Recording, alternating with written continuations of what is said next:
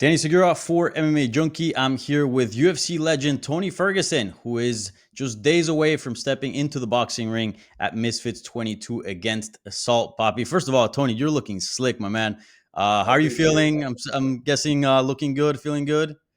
Yeah, looking good, feeling good. I had good practices all week. Acclimated really well. Flew in on Sunday, so here we are on Thursday.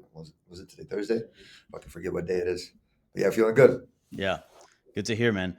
And a lot of people were surprised that you took this fight. Obviously, we know you from the MMA world, and you were supposed to fight. I believe it was Dylan Dennis, right over at GFL. That didn't materialize, but here you are, returning to combat sports, to competition, but under boxing rules. How did this come about? And I guess what was the decision making process in going down the boxing route?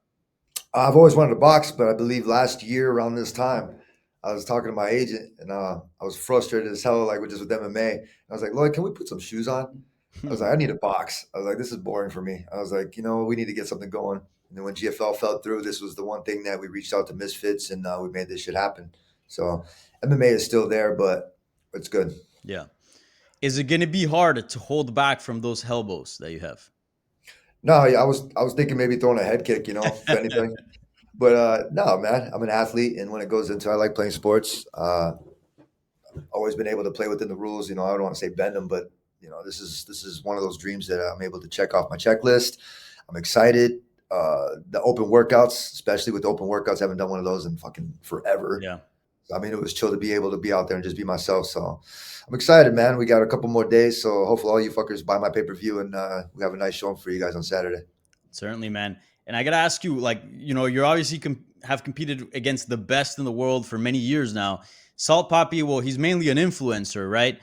So how much was he on your radar? Maybe not even combat sports wise, but have you ran into his content before? Did you know who he was before taking the fight? No, I mean, I'm not sure if he was the originator of the Running Man, but I don't really know if I follow too many people. I didn't even know about him, but he came up as an opponent, 6-2, professional athlete. I I don't really give a fuck what else he does. I mean, he's gonna go in there, he signed on the dotted line to be able to fight me. So making my pro debut with a 0-0, and then he's got Yeah. 6-2. I'm gonna take all of his, and he's gonna be 6-3 after this weekend. Yeah. You're a man that has given many nicknames to a lot of guys, right? McNuggets, Tiramisu, like you're notorious for that. Saul Poppy, do you like that nickname, that ring? I call him If Veruca. you can rate it, No, I call him Veruca. He's Veruca Salt from okay, Willy Wonka. He's like, Daddy, I want a boat like that. No, bro, I am the fucking boat. That's the best of all time, bitches. yeah. And what do you expect from him? I'm guessing you've seen his fights. He's got 8 fights in. He's fought a lot in Misfits Boxing, a lot against other influencers. Never fought somebody in the caliber of you. Are you impressed? Is he actually good? What do you think? He looks decent. I mean, he's a southpaw. I think he's a natural right-hander, just from the way his stature is and just the way I've looked at him and how he opens up and then he goes into it. I think it's kind of hard for him to not want to go right-handed, but just following what he's said and what his coaches have said in the last couple of times when he's had interviews, I guess they're not switching too much. They're going to stick with what works for them. They're going to stay in that southpaw stance. That lead hand. He got a lot of different types of hooks. Doesn't really like to use too much besides that left hand. Got decent footwork, but he's never seen an animal like me. You've seen him end up on the canvas a couple times getting thrown around. I mean, he wouldn't survive not one fucking minute in the MMA world. So, I mean, we're in there. We're going to be slinging some leather at 10-ounce gloves. They feel like pillows to me. I mean, the weight is distributed throughout the whole thing. The 4-ounce gloves are just about the same amount of padding. So I'm gonna go out there comfortable. I'm gonna sling them just like I do usually. So don't have to worry about being taken down, and I get to put some shoes on. So here we go. Yeah, that's awesome. And is this going to be a one and done for you, or do you feel like you're going to have a little of a run in boxing and Misfits? Because it seems like they play onto the show, and you're a showman, so it might be, I don't know, there could be some fun fights for you there. Absolutely. This is just the beginning of everything. I've always wanted to box, wasn't allowed to. I keep saying to myself, I'm gonna keep saying the same fucking thing. I've always wanted to box, always wanted to wear shoes in this. This is a dream come true. I can't complain on it. I can't hate on it. I mean, everybody else, they have their hopes and their dreams and what they want to do. I've always wanted to go in there like the Rocky story and be able to come out with my hand raised. And here we are fighting for a title this weekend. Yeah. You're one of the few fighters in MMA that has created a cult following. I can think of guys like the Diaz brothers and a few others, but no matter what, like you have a diehard following that will support you and will follow you everywhere. Yeah, Um, they're fucking crazy. I don't understand it, but I'm not yeah, complaining on it. It's I pretty was gonna fucking ask you, dope. like, did you expect to become this and to have this type of following even after your UFC career? Because again, you've made an Uh, imprint in the MMA world, and not just MMA world, sporting wise, but the culture of it. I just think that I don't ever take a second to look back at it. Yeah. I'm always so busy doing just so much random stuff that I just never take a second. But I don't. I know I've seen people get burned out on it, and I don't get burned out on it. I think any person that comes up to me, they have the courage to be able to do that. I'm going to give them all the time in the world that I possibly can. And sometimes my agent has to pull me away when I'm signing pictures or I'm doing things. And I think it's fucking cool, dude. I think every kid, when they're growing up, they want to do something like that. And this is that chance for me to be able to keep doing. I'm 41 and I'm starting a new sport. So this is Yeah. cool as shit. And we just left the hotel and, a lot of these. I mean, how old are you? I'm 32. When did you start watching me? So I started watching MMA in 2004 with the first Ultimate Fighter, but I Right. remember So, watching your season and everything. you watched the season. So how old were I've you when seen you your were about to entire watch? UFC career. Yep. Yeah. So how old were you when you first started watching me, like in the fights? Probably early high school, maybe.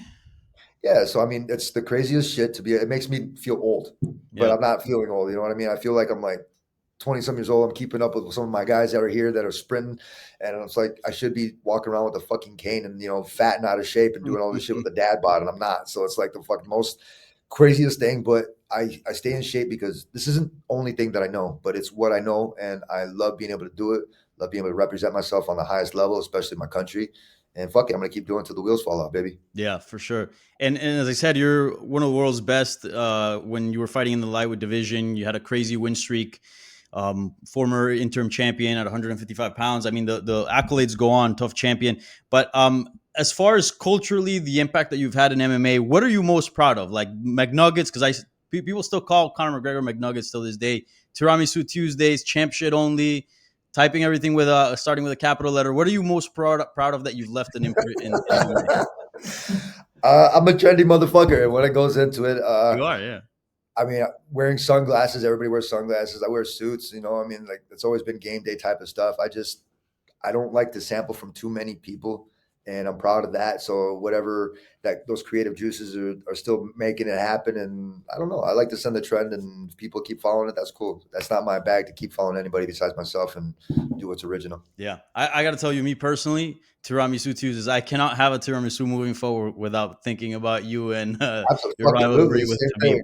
I just can't We do were it. on the flight. Yeah, we were on the flight, and I saw when I started giggling a little bit because I was just like, fucking fathead. I bet he's having food.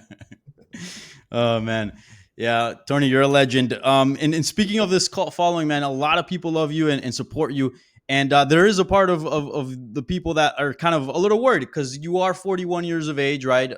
You're on a losing streak. You have taken some damage. So wondering, are you concerned about sort of your long-term health or the damage that you've taken over the years? No, I believe that, I mean, at the open workouts, I didn't throw one punch, and that was on purpose. It's not like I'm like not practicing for boxing.